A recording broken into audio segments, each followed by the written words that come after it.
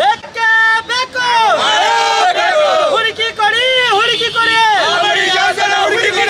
ಹುಡುಕಿ ಕೊಡಿ, ಹುಡುಕಿ ಕೊಡಿ, ಎಲ್ಲಿಯವರೆಗೆ ಹೋರಾಟ? ಧಿಕ್ಕಾರ, ಧಿಕ್ಕಾರ, ಬೇಕೇ ಬೇಕು, ಬೇಕೇ ಬೇಕು.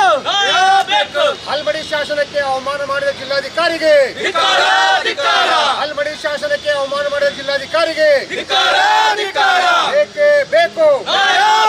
ಬೆಳಗಾವಿ ಜಿಲ್ಲಾಧಿಕಾರಿಗೆ, ಕನ್ನಡ ವಿರೋಧಿ ಬೆಳಗಾವಿ ಜಿಲ್ಲಾಧಿಕಾರಿಗೆ.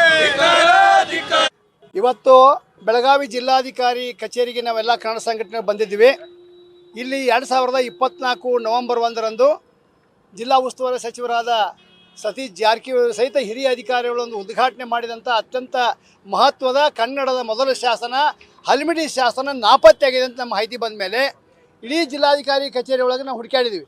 ಅದು ಹಲ್ಮಿಡಿ ಶಾಸನ 1936 ಹಾಸನ ಜಿಲ್ಲೆ ಬೇಲೂರು ಒಳಗೆ ಸಿಕ್ಕ ಮೊಟ್ಟ ಮೊದಲ ಕನ್ನಡ ಶಾಸನ.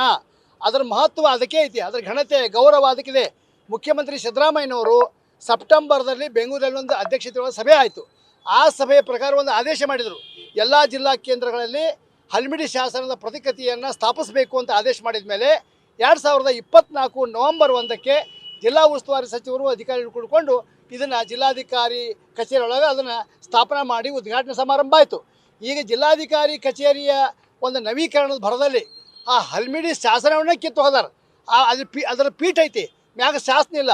ಆ ಆಡಳಿತಕ್ಕೆ ಜಿಲ್ಲಾಧಿಕಾರಿಗಳಿಗೆ ಹಲ್ಮಿಡಿ ಶಾಸನದ ಬಗ್ಗೆ ಮಹತ್ವ ಗೊತ್ತಿಲ್ಲ ಅಂತ ಇದಕ್ಕೆ ಅರ್ಥ ಆಗ್ತೈತಿ. ಇವತ್ತು ನಾವೆಲ್ಲ ಸಂಘಟನೆಗಳು ಹುಡುಕಾಡಿದಾಗ ಇದು ಸಿಕ್ತು, ಪೂರಾ ಒಡೆದು ಹೋಗೈತಿ. ಅದು ತಿಪ್ಪಿಯಾಗಿ ಒಗದಾರ ಇದನ್ನು ಹಲ್ಮಿಡಿ ಶಾಸನ. ಹಲ್ಮಿಡಿ ಶಾಸನ ಅಂದರೆ ಏನು ಜಿಲ್ಲಾಧಿಕಾರಿ ಗೊತ್ತಿಲ್ಲ, ಅದರ ಮಹತ್ವ ಗೊತ್ತಿಲ್ಲ. ಇವತ್ತು ನಮ್ಮ ಬೇಡಿಕೆ ಏನಂದ್ರೆ 2024 ನವೆಂಬರ್ 1ಕ್ಕೆ ಜಿಲ್ಲಾ ಉಸ್ತುವಾರಿ ಮಂತ್ರಿ ಸತೀಶ್ ಜಾರಕಿಹೊಳಿ ಅದನ್ನು ಎಲ್ಲಿ ಉದ್ಘಾಟನೆ ಮಾಡಿದ್ರು ಅದೇ ಸ್ಥಳದೊಳಗೆ 1 ವಾರದೊಳಗೆ ಉದ್ಘಾಟನೆ ಮಾಡಬೇಕು. ಇದು ಮುಖ್ಯಮಂತ್ರಿಗಳ ಗಮನಕ್ಕೂ ನಾವು ತರ್ತೇವೆ. ಇದು ಮುಖ್ಯಮಂತ್ರಿಗಳಿಗೂ ಅವಮಾನ, ಕನ್ನಡಕ್ಕೂ ಅವಮಾನ, ಕನ್ನಡಿಗರಿಗೂ ಅವಮಾನ. ಇದನ್ನು ಅವರು ಗಂಭೀರತೆ ತಿಳ್ಕೊಬೇಕಾಗಿತ್ತು ಮಾನ್ಯ ಜಿಲ್ಲಾಧಿಕಾರಿಗಳು. ಇವತ್ತು ತಿಳ್ಕೊಂಡಿಲ್ಲ ಅಂತ ಅದರ ಮೊದಲು ನಾವು ಕಂಪೌಂಡ್ನಾಗೆಲ್ಲ ಹುಡುಕಾಡಿದ್ವು, ನಮಗದು ಶಾಸನ ಸಿಕ್ಕಿಲ್ಲ. ಅದ್ರ ಕೆಳಗಿನ ಕಲ್ಲು ಸಿಕ್ಕತಿ, ಅದ್ರ ಮೇಲೆ ಜಿಲ್ಲಾ ಉಸ್ತುವಾರಿ ಮಂತ್ರಿ ಹೆಸರು ಐತಿ, ಎಲ್ಲ ಐತಿ. ಆದ್ದರಿಂದ ಇವತ್ತು ನಾವು ಮಾಧ್ಯಮ ಮೂಲಕ ನಾವೇನು ಇವತ್ತು ಮನವಿ ಸಲ್ಲಿಸಕ್ಕೆ ಬಂದಿಲ್ಲ, ಮಾಧ್ಯಮ ಮೂಲಕ ಜಿಲ್ಲಾಡಳಿತಕ್ಕೆ ಮುಖ್ಯಮಂತ್ರಿ ಮನವಿ ಮಾಡ್ತೇವೆ, ನೀವು ಎಲ್ಲಿ ಅದನ್ನು ಸ್ಥಾಪನೆ ಮಾಡಿದ್ರಿ ಅದನ್ನು ಅಲ್ಲೇ ಸ್ಥಾಪನೆ ಮಾಡಬೇಕಂತ ಹೇಳಿ ಈ ಸಂದರ್ಭದಲ್ಲಿ ನಾವು ಒತ್ತಾಯ ಮಾಡ್ತಾ ಇದ್ದೇವೆ.